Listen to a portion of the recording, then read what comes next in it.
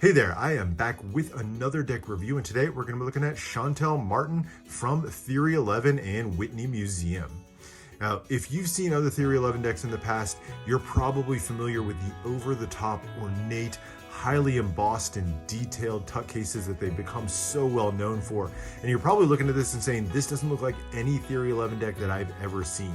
And you'd be right, and that's because Theory11 went with a really different inspiration for this one. For this one, they paired up with Whitney Museum. Whitney Museum's a contemporary art museum. They've had the mission since 1930 of really celebrating living artists, of chronicling and interpreting their work and really celebrating their artwork. One of their most recent collaborations is with an artist by the name of Shantell Martin, who's a British visual artist now working out of New York City. And she has this beautiful, bold style with just black and white line drawings all over the place. She does a lot of live art performances. You can see her work all over the place. She's done sidewalk art. She's done work for corporations. Airbnb, for example, has a gigantic mural that was all done by her. And her work is really being celebrated now at the Whitney Museum. So Whitney decided to create a deck of playing cards and did a collaboration with Theory11 to make that happen. Now, Theory11's looking at this as potentially the first in a line of decks that are really celebrating contemporary artists. And so, obviously, they want the tucks and the cards themselves to be a celebration of that artist. And that's why you'll see a really different feel to this one compared to any other Theory11 deck. So I think it's a really great, bold choice. But let's see how it turned out with the decks themselves. All right, so there's two different versions of the deck. Shantell's art is done in black and white, so you have the black and the white versions of the deck. We're gonna look at both of these in turn. Definitely a lot of similarities between them, but we're gonna start out with the white version of the deck. All right, so the front is really, for the most part, an explosion of Shantell's art. You'll see the line drawings all the way through. The only extra bit here is just the bottom that says playing cards, and it's all done against a white tuck case. Now, the tuck case has a really interesting texture to it, and hopefully you can capture this on camera. It's done with a blind embossing that gives it a texture kind of like canvas, which I think is really cool. Gives it kind of a luxurious upscale feel to it. And yet really subtle at the same time. The embossing on this is really light. The words and the lines that you see here are ever so slightly embossed, but for the most part, it's a fairly flat feeling tuck compared to a lot of them. And I think that canvas texture really adds quite a bit. But the main feature on this one, winding around most sides of the tuck, is the line work of Shantell Martin. And you can really see her trademark style in a few different things. Obviously, it starts with a main line flowing through, but she has little embellishments all the way through, whether it's the stick figures or the facial expressions that are added throughout. You've got the boat down here, and then of course little words and poems and phrases that are written all throughout. Little fun touches that are meant to be thought-provoking all the way through. The biggest set of words over here is this sort of little poem that starts on the top of the tuck case and then winds down to the front. As you turn to the sides, you've got playing cards, enjoy life. Other side features Shantell Martin's name or signature, if you want to look at it that way. Bottom here just has the Whitney and Theory11 logos, and the back has more of her fun artwork. One of my favorite little things over here is that little stack of stick figures in the corner, but fun look to it overall. So love the style in this one, love the celebration of the art. And then it's finished out with a black and white postage stamp style tuck seal that has what's sort of a trademark phrase for Shantell, "You are you." A lot of her art is meant to really encourage self-reflection and self-expression. And so she has this encouraging "you are you" that you'll see referenced in a lot of her artwork. Inner flaps include just a little bit more artwork there, "Be the Future," and then some more doodles on the inner flaps, and then nothing printed on the interior of the tuck. So that's it. That is the tuck case. Love the celebration of her art on this one. I think they did a really great job on this one. It's just such a different feel from any other deck that I've got from Theory11. All right, that's the tuck case, but let's look at the cards. We'll start with the back design, and here it is. So once again, features more of the sort of doodle style, that line art that Shantell is so well known for. You've got the face in the corner, complete with the, I don't know, I'll call this a yoga pose stick figure on one of the loops there. And then what I think of is sort of a beach scene here with the birds flying in the sky and then the sand with the sun peeking out. That's how I see it. Maybe you see something a little bit different in here, but really fun feel to it overall. And then all this is sort of replicated to form a little bit more symmetrical image. So you have the same face on the left and the right, and the whole thing is sort of reflected on the bottom to make this a two-way back design. Now that's something that you'll probably very rarely hear me say this on a deck review, but I wish they had gone with a two-way back design. I wish they'd just done her artwork free-flowing all the way through the card rather than trying to make it a two-way back design. Certainly something that makes it a more functional deck, but I would have liked to have seen more of the celebration of the art. But anyway, it finishes out with sort of a non-poker border around the edge, just sort of fades off. I love the organic feel of it. Really helps this whole thing feel like a canvas. But that's the back design. Let's look at the extra cards. You get a pair of jokers. Now Shantell, for the most part, does black and white drawings, but she does occasionally get a splash of color, and you definitely feel that here. So you have this sort of swimming joker poking its head or body out of the water. One yellow, one red, and with the water underneath. So that little splash of color just looks so bright with this black and white deck. Fun art style once again featured, and then you have the handwritten Joker in the corners.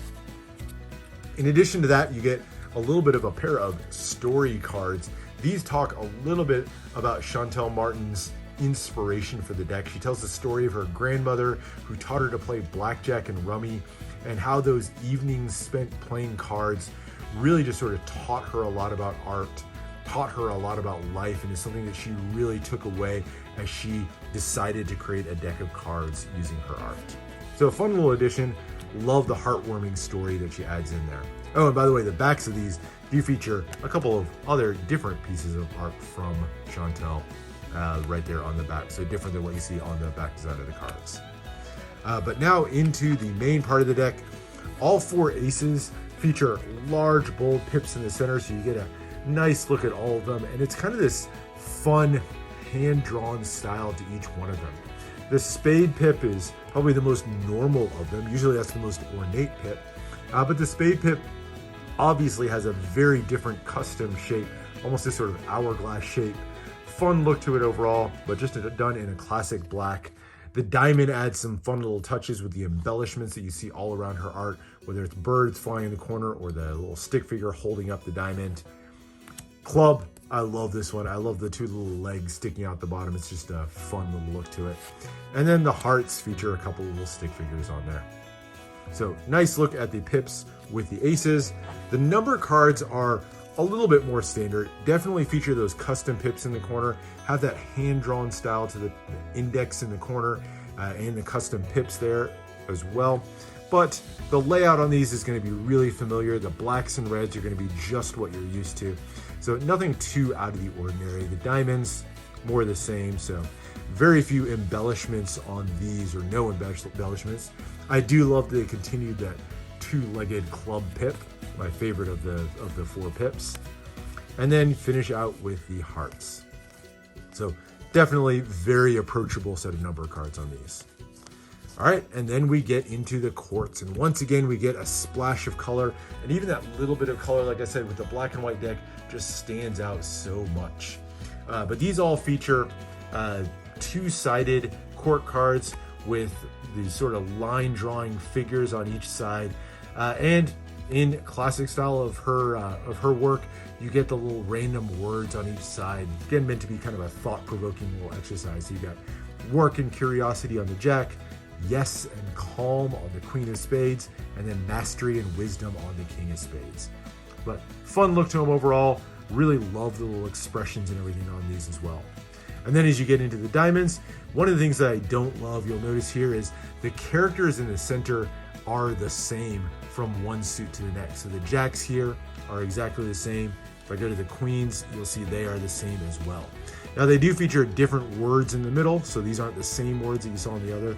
So there are some differences in these, but I wish there had been a little bit more variation in the characters themselves. That said, Really great use of the artwork. I think these are really fun court characters. Just wish they'd done a little bit more variety, just so we could have gone a little bit deeper and seen more of that artwork. But that is the court cards.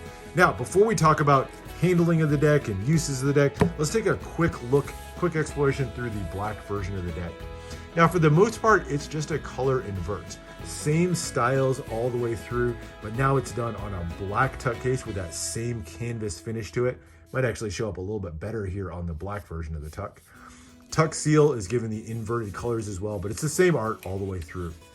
The cards themselves, the faces are also exactly the same. So no differences on these. Court cards are going to be exactly the same as we looked at before, but the back design is swapped out. So it's the same basic piece of art, but now the colors are inverted and it's given the poker border around the edge. So this one definitely feels a little bit more like your classic deck of cards.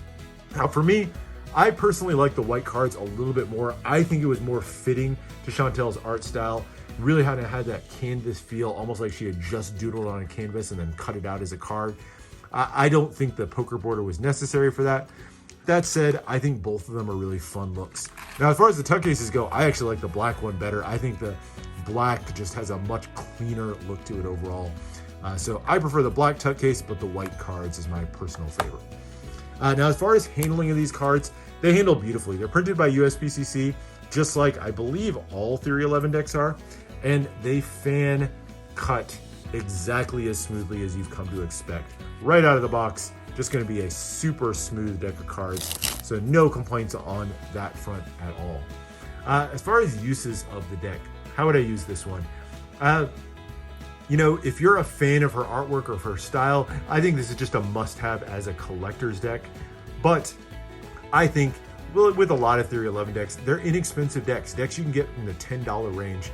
So for me, I think it's a deck that you should break out and use. If you have art fans in your life, especially modern art fans, this would be a great deck to use for your next card game.